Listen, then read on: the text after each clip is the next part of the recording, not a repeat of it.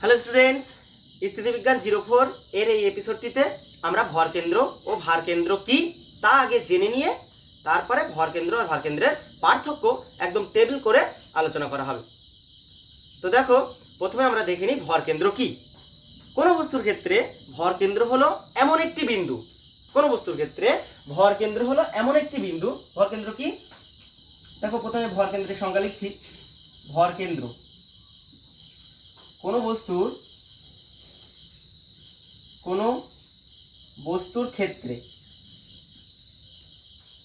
ভরকেন্দ্র হলো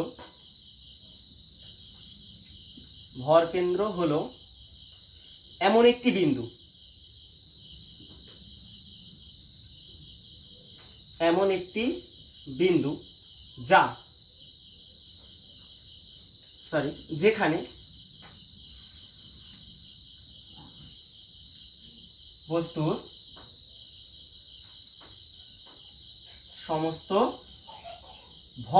যেখানে বস্তুর সমস্ত ভর কেন্দ্রীভূত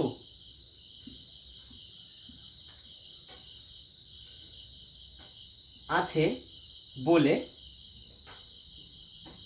ধরা হয়।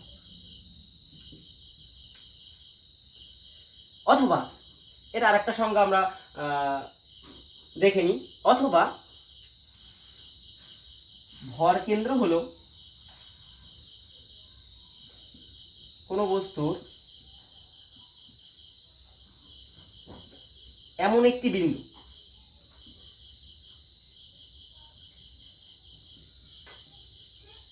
যেখানে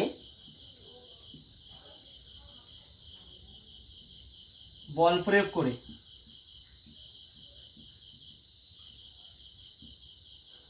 বস্তুটিতে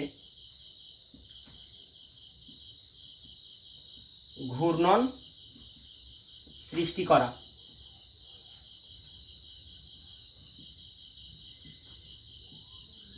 সম্ভব নয়। এই যে দুটো সংজ্ঞা, এই দুটো সংজ্ঞা তোমরা আগে লিখে নাও যে ভরকেন্দ্র কি। দেখো, প্রথম সংজ্ঞাটিতে বলছে কোনো বস্তুর ক্ষেত্রে ভরকেন্দ্র হলো এমন একটি বিন্দু। অবশ্যই ভরকেন্দ্র একটি বিন্দু, একটা বিন্দু। ভারকেন্দ্রেও একটা বিন্দু হবে। ভরকেন্দ্র একটি বিন্দু যেখানে এই বস্তুর সমস্ত ভর কেন্দ্রীভূত আছে বলে ধরা হয়। আর আর সত্যি সত্যি কেন্দ্রীভূত থাকে না, কিন্তু সত্যি ভর একটা জায়গায় জমা থাকে না। তাহলে পাশের তো কোনো ভরই থাকতো না, পাশের কোনো ম্যাটেরিয়ালই থাকতো না, তাই না? ওখানে সত্যি থাকে না, কিন্তু ধরা যেতে পারে যে সমস্ত ভরটা ওখানে কেন্দ্রীভূত আছে। আর ওখানটার গতি বিবেচনা করলে এই সমস্ত বস্তুর গতি বিবেচনা করা যাবে। ওখানটার গতি বিবেচনা করলে সমস্ত বস্তুর গতি সহজ হয়ে যাবে। আমরা যা যা সূত্র শিখেছি এতদিন, F = ma, হ্যাঁ, নিউটনের গতিবিদ্যায় যা যা সূত্র শিখেছি, আমরা যে বল প্রয়োগ করতাম ও কিন্তু ভরকেন্দ্রেই বল প্রয়োগ করতাম। তো দেখো, আর একটা সংখ্যা কি বলছে? ভরকেন্দ্র হলো কোনো বস্তুর এমন একটি বিন্দু যেখানে বল প্রয়োগ করে বস্তুটিতে ঘূর্ণন সৃষ্টি করা সম্ভব নয়। মনে করো তোমার কাছে একটা এরকম স্কেল আছে। তো বলো তো, এই স্কেলের ভর কোথায় কেন্দ্রীভূত আছে বলে ধরা যেতে পারে? এখানে। কেন? কারণ এখানটায় বল প্রয়োগ করে তুমি বস্তুর ঘূর্ণন সৃষ্টি করতে পারবে না। এখানে যদি আমি বল প্রয়োগ করি তাহলে বস্তু ঘুরবে না, এই স্কেলটা ঘুরবে না। বোঝা গেছে? এই স্কেলটা ঘোরাতে গেলে এটাকে ভরকেন্দ্র। তাহলে যেহেতু সমস্ত ভর ওখানে কেন্দ্রীভূত আছে বলে ধরা যেতে পারে। আর ওখানে মানে আমি ধরলেই হলো না, আমি একটা ধরে নিলাম যে এখানে কেন্দ্রীভূত আছে, ওইটা ভরকেন্দ্র, ওরকম ধরলে হবে না। সেখানে বল প্রয়োগ করে দেখতে হবে বস্তুর কোনো গতি সৃষ্টি হচ্ছে, ঘূর্ণন গতি সৃষ্টি হচ্ছে কিনা। যদি না হয় তাহলে ওটা ভরকেন্দ্র। এখানে আমি বল প্রয়োগ করে জীবনেও একে ঘূর্ণন সৃষ্টি করতে পারবো না, এই বস্তুটিতে ঘূর্ণন গতি সৃষ্টি করতে পারবো না। আচ্ছা, তাই এটাকে ভরকেন্দ্র বলা যাবে। এখানে তুমি এখান থেকে একটু দূরে যাও, এই সামান্য দূরে গিয়েও যদি বল দাও, এখানে গিয়েও যদি বল দাও, তাহলে ঘূর্ণন সৃষ্টি করা যাবে। হয়তো কষ্ট হবে, এখানে বল প্রয়োগ করলে সবথেকে সহজ হবে, সে ঠিক আছে। কিন্তু এমন একটা বিন্দু যেখানে বল প্রয়োগ করলে ঘূর্ণন গতি সৃষ্টি হবে না, কেবলমাত্র রৈখিক গতি সৃষ্টি হবে, ওইটা হচ্ছে ভরকেন্দ্র। তো যেহেতু ভর অবিনশ্বর, সৃষ্টি বা ধ্বংস করা যায় না, ওই জন্যই ভরকেন্দ্র কোনো অবস্থাতেই পরিবর্তন হবে না যতক্ষণ না বস্তুর শেপ চেঞ্জ হচ্ছে। ভরকেন্দ্র সম্পূর্ণভাবে বস্তুর শেপের উপর, আকৃতির উপর, আকারের উপর ডিপেন্ড করে। এই স্কেলটাকে বেঁকিয়ে যদি আমি একটা এরকম করে দিই, এরকম করে দিই, মনে করো প্লাস্টিকের স্কেল আছে, আমি গরম করে এরকম করে দিলাম, তাহলে ভর কেন্দ্র এখানে আর থাকবে না, এখানটা আর থাকবে না, এদিকে কোথাও একটা চলে আসবে। বুঝেছ? কারণ কি? কারণ এখানে বল প্রয়োগ করে এই বস্তুর ঘূর্ণন সৃষ্টি করা সম্ভব হবে এবার। বুঝতে পারছো? আগের বার যে ভর কেন্দ্রটা ছিল এখানে বল প্রয়োগ করে ঘূর্ণন সৃষ্টি করা যাচ্ছিল না, এখন এখানে বল প্রয়োগ করলে ঘূর্ণন সৃষ্টি হবে ওর। ওই জন্য ওখানে আর ভর কেন্দ্র নেই। ভর কেন্দ্রের মধ্যে কোথাও থাকবে না, বাইরে কোথাও একটা থাকবে। ভর কেন্দ্র বস্তুর মধ্যে হতে পারে, বাইরে হতে পারে। একটা তুমি যদি চাকতি নাও গোলাকার, মনে করো এরকম একটা চাকতি নাম যার ভেতরটা ফাঁপা, তাহলে এর তুমি যে কোনো জায়গায় বল প্রয়োগ করবে এর ঘূর্ণন গতি সৃষ্টি হয়ে যাবে। কিন্তু এই যে ভেতরে এরকম যদি কোনো একটা বিন্দু থাকতো যেখানে বল প্রয়োগ করা যায়, বল প্রয়োগ করে গতি সৃষ্টি, মনে করো এখান থেকে আমি একটা সুতো বেঁধে দিলাম, এই যে সুতোর কোনো ভর নেই, মনে করো এখান থেকে একটা সুতো বেঁধে দিলাম যাতে করে আমি এখানে বলটা প্রয়োগ করতে পারি। হ্যাঁ, এখানে বল প্রয়োগ করলে এই বস্তুতে ঘূর্ণন গতি সৃষ্টি হবে না, তাই এই বস্তুর ভর কেন্দ্র এখানটাই থাকবে। ভর কেন্দ্র বস্তুর মধ্যে হতে পারে, বস্তুর বাইরে হতে পারে, এটা খেয়াল রাখবে। আচ্ছা, এই গেল আমাদের ভর কেন্দ্র, তার সংজ্ঞা, সামান্য কিছু আলোচনা। আমরা ডিটেলসে ভর কেন্দ্রের পার্থক্য লিখবো একদম ছকের মাধ্যমে। আগে একটু ভার কেন্দ্র সম্পর্কে আলোচনা করিনি। ভার কেন্দ্র অবশ্যই একটি বিন্দু, ভর কেন্দ্রের মতোই এমন একটা বিন্দু। ভার কেন্দ্র কি? আচ্ছা, ভার কেন্দ্র কি? ভার কেন্দ্র হলো বস্তুর এমন একটি বিন্দু। ভার কেন্দ্র হলো বস্তুর এমন একটি বিন্দু যে বিন্দু দিয়ে, ছোট হলে লিখতাম আমরা যে বিন্দু দিয়ে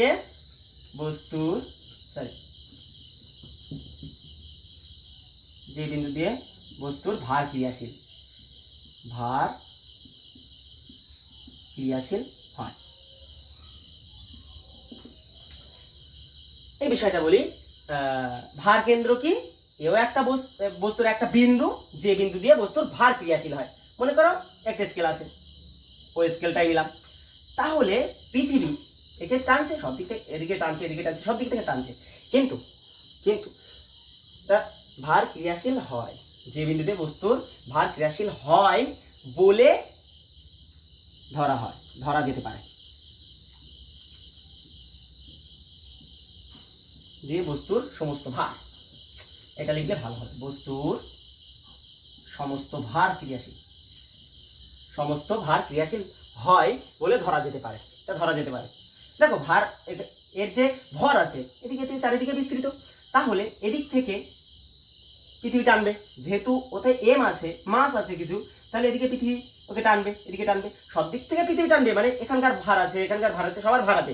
কিন্তু এমন একটা বিন্দু ধরা যেতে পারে যে বিন্দু দিয়ে সমস্ত ভারটা ক্রিয়াশীল বলে ধরা যেতে পারে, ভর কেন্দ্রের মতো।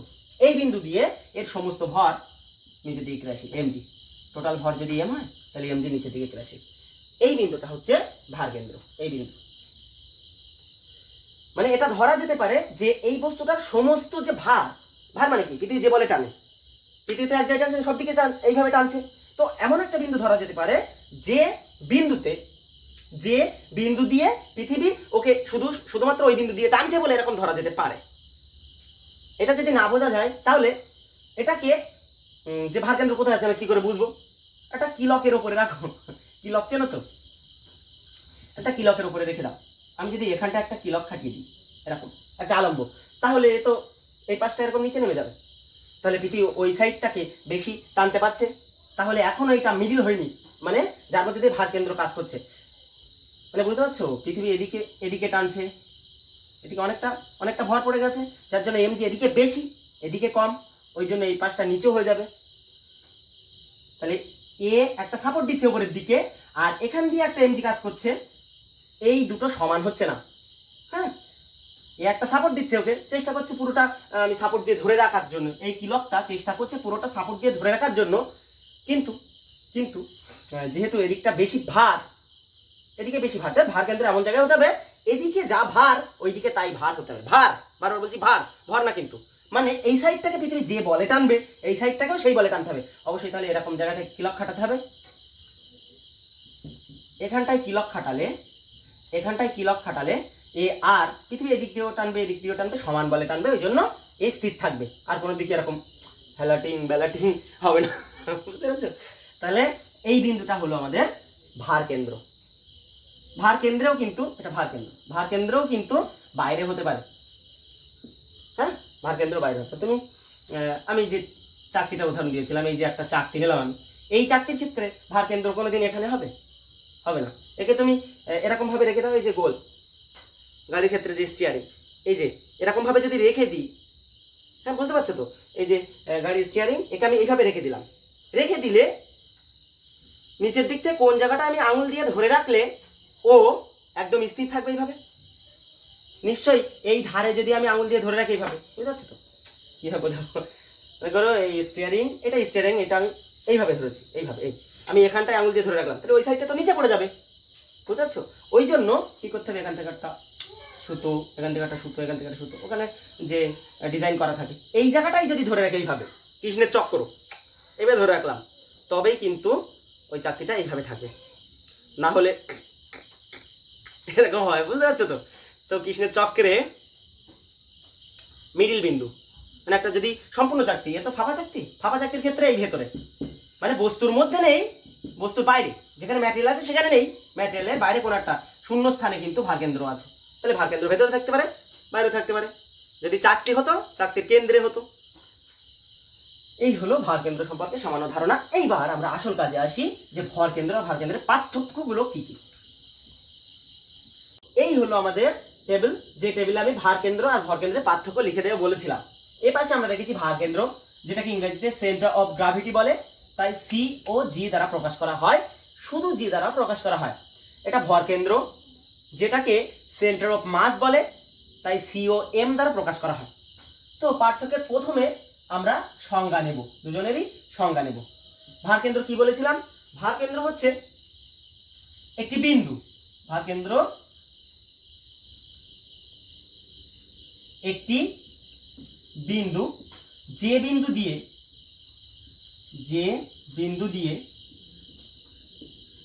কোনো বস্তুর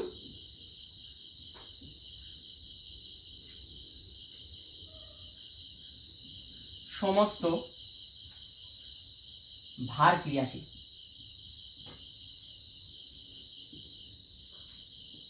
এ নিয়ে বলা হয়েছে। আর ভরকেন্দ্র কি? ভরকেন্দ্র হলো একটি বিন্দু, এটিও কি একটি বিন্দু, যে বিন্দু দিয়ে একটি বিন্দু, যে বিন্দুতে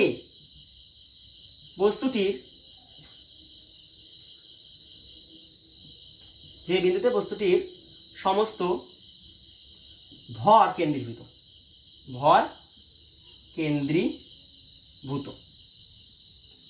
এটা নিয়েও বলা হয়েছে। নাম্বার 2, 2 নম্বর এখানে কি লিখবো আর এখানে কি লিখবো? নাম্বার 2 দেখো, এই যে এই ভার কেন্দ্র এর চতুর্দিকে, ভার কেন্দ্রের চতুর্দিকে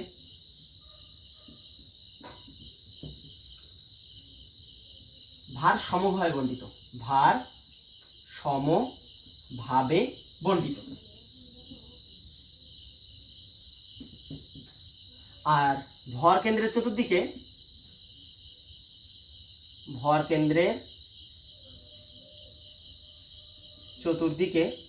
ভর সমভাবে বণ্টিত।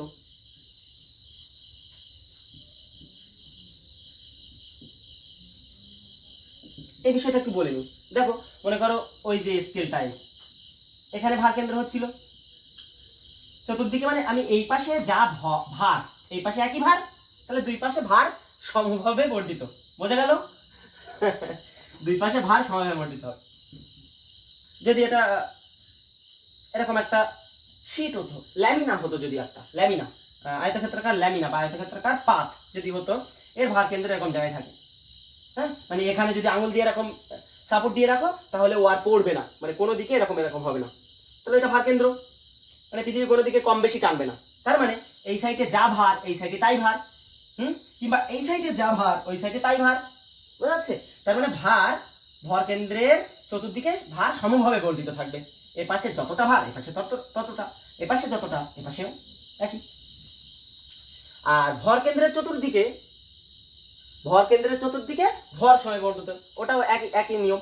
এটার ক্ষেত্রে কি মানে এটাও একই জিনিস বলতে হবে, কিন্তু কিন্তু এটা আমি মহাকাশে গিয়ে করলেও তাই হবে। এটা কিন্তু ভীষণ ব্যাপার। এটা মহাকাশে গিয়ে যদি করি, মানে মনে করো আমি একটা এরকম এ নিলাম, ওটা নিলাম, তাহলে ভর কেন্দ্র কোথায় হবে? এখানে হয় ভর কেন্দ্র, তাই তো? এবার দেখো ভর কেন্দ্র নিয়ে বিশদ আলোচনা পূর্বের ভিডিওতে করা হয়েছে। ভর কেন্দ্র কিভাবে নির্ণয় করতে হয়, কোন কোন বস্তুর ক্ষেত্রে ভর কেন্দ্র কত হয়, তার লিঙ্ক অবশ্যই ডেসক্রিপশনে পেয়ে যাবে, ওখান থেকে দেখে নেবে। তো যাই হোক, এর ক্ষেত্রে এখানে হয়। এবার একটা মহাকাশে গিয়ে তুমি কি করবে? ওখানে তো আমার তো দেখলে হবে না। এটা কি দেখছিলাম যে পৃথিবী কত টানছে, এপাশে কতটা টানছে, এপাশে কতটা টানছে। ভর কেন্দ্র তো তা না, ভর কেন্দ্র তো টানার বিষয় না। তো এখানে এপাশের কতটা ভর আছে, বাটখারা ব্যবহার করে আমরা দাড়িপাল্লার সাহায্যে এপাশের ভর মেপে নেবো, এপাশের ভর মেপে নেবো, দেখবো একই হবে। এপাশের ভর মেপে নেবো, এপাশের ভর মেপে নেবো, একই হবে। একটা বিস্কিট নেবে, এই যে বিস্কিট নিলাম, মহাকাশে যাবে, গিয়ে এর ভর কেন্দ্র এখানে হয়, ভর কেন্দ্র এখানে হয়। মহাকাশে গিয়ে এখান থেকে ভাগ করবে, করে এই ভাগটা খেয়ে ফেলবে না, এই ভাগটা মাপবে, বাটখারা দিয়ে মাপবে। তোলা যন্ত্র, স্প্রিং তোলা যন্ত্র না, হ্যাঁ, সাধারণ তোলা যন্ত্র যা দিয়ে বা বস্তুর ভর মাপা হয়, এইটা মাপবে, একই পাবে। কারণ ভর কেন্দ্রের দুই পাশে ভর সমভাবে বণ্টিত থাকে, তাই হবে। আর যদি আমি এইভাবে ভেঙে যদি পাশে পাশে মাপি, তাও ভর একই হবে। আচ্ছা, নাম্বার 3।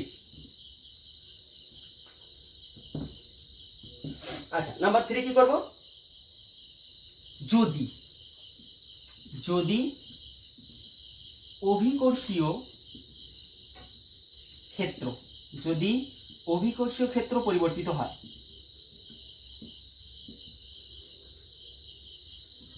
তবে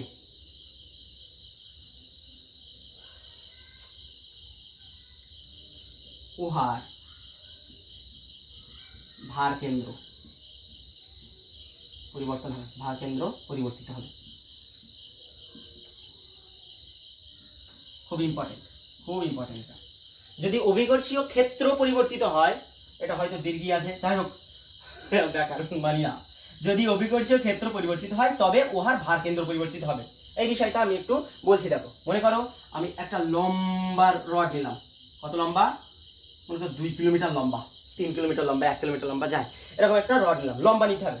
নিয়ে আমি পৃথিবীতে এরকম ফেলে দিলাম, দিয়ে ওর ভার কেন্দ্র বার করলাম। ঠিক আছে, কোনো অসুবিধা নেই, ভার কেন্দ্র এরকম জায়গা হবে, কোনো অসুবিধা নেই, ভার কেন্দ্র ঠিক আছে। এর ভর কেন্দ্র ওই, কারণ দুই পাশে একই ভর।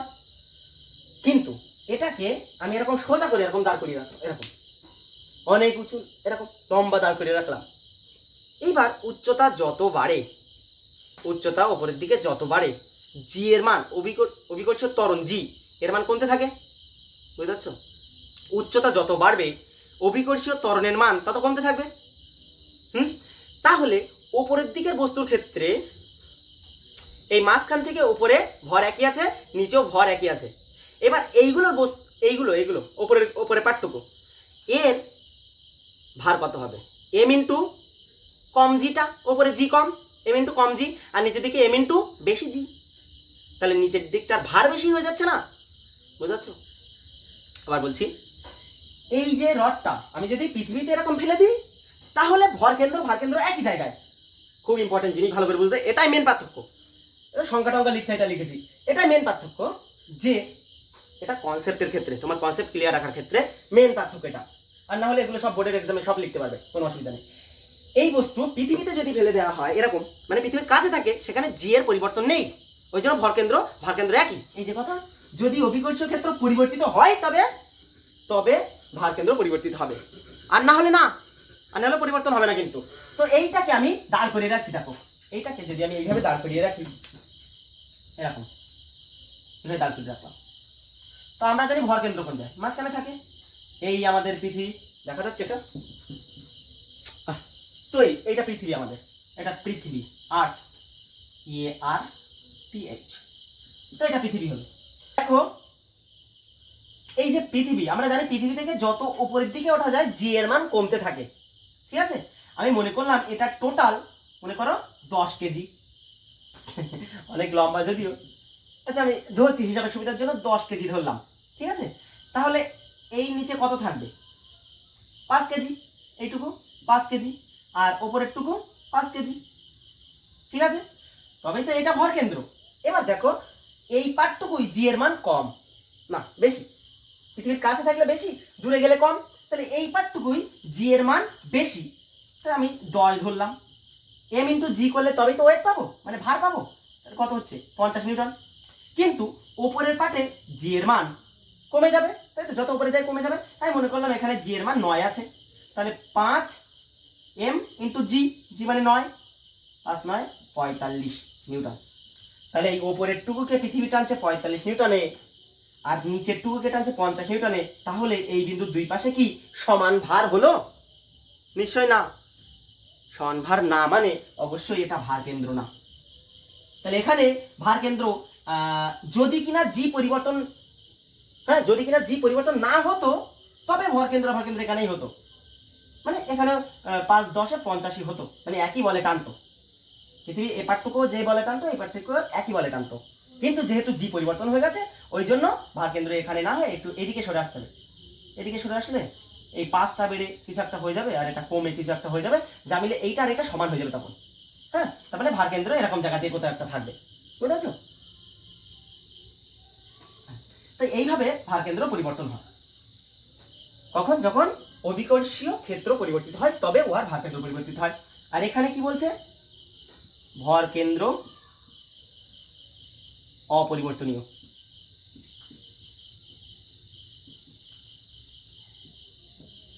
যদি অপরিবর্তনশীল মানে পরিবর্তন করা যায়, আমি বললাম না, শেপ যদি পরিবর্তন করি, হ্যাঁ কোনো বস্তুর শেপ বা সাইজ যদি পরিবর্তন করে দিই তাহলে ভার কেন্দ্র পরিবর্তন হয়ে যায়। এটা অপরিবর্তনশীল লেখাটা ঠিক হবে না, ভার কেন্দ্র অভিকর্ষ ক্ষেত্র, অভিকর্ষীয় এই বানান যে কোনো একটা ইউজ করলেই হবে। ব্যাকরণ আমি ব্যাকরণ মানি না, ভর কেন্দ্র অভিকর্ষীয় এই আমি মানি, অবশ্যই মানি। তো এটা কোনটা ঠিক আমি জানি না, তোমরা জেনে নেবে। ভর কেন্দ্র অভিকর্ষীয় ক্ষেত্র পরিবর্তন হলে পরিবর্তিত হয় না, পরিবর্তিত হয় না। এটা এখানে মাপবে কোনো একটা বস্তুর, এখানে ভর কেন্দ্র দেখবে কোন জায়গায়, মহাকাশে নিয়ে যাও তাও তাই দেখবে, সূর্যের মধ্যে নিয়ে মাপবে তাও একই থাকবে। যেও না বাবা, যেও না। আচ্ছা, 4 দাগ নাম্বার 4, ভার কেন্দ্রে বল প্রয়োগ করে, ভার কেন্দ্রে বল প্রয়োগ করে কোনো বস্তুর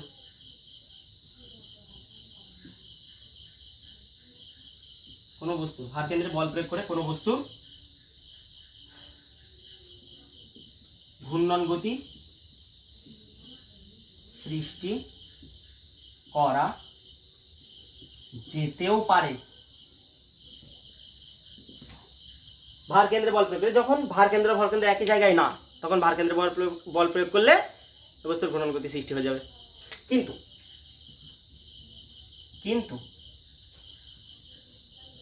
ভর কেন্দ্রে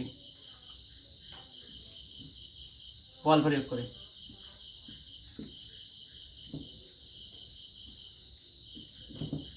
কোনো বস্তু, কিন্তু ভর কেন্দ্র বল প্রয়োগ করে কোনো বস্তুর ঘূর্ণন গতি সৃষ্টি সম্ভব নয়, ঘূর্ণন গতি সৃষ্টি সম্ভব না, সৃষ্টি করা সম্ভব নয়। এই হলো 4টে পার্থক্য ভার কেন্দ্র আর ভর কেন্দ্র। তোমরা তুলে নাও, এটা বোর্ডের পরীক্ষার জন্য খুব ইম্পর্টেন্ট, যে এই থেকে এখান থেকে আসে না, কনসেপ্টটা দরকার। ঠিক আছে, তুলে নিয়েছো? ওকে, এবার একটু লাস্ট কথা বলবো, ডায়লগ। তোমরা সবাই ভালো থেকো, পড়াশোনা করতে থেকো, গুড বাই।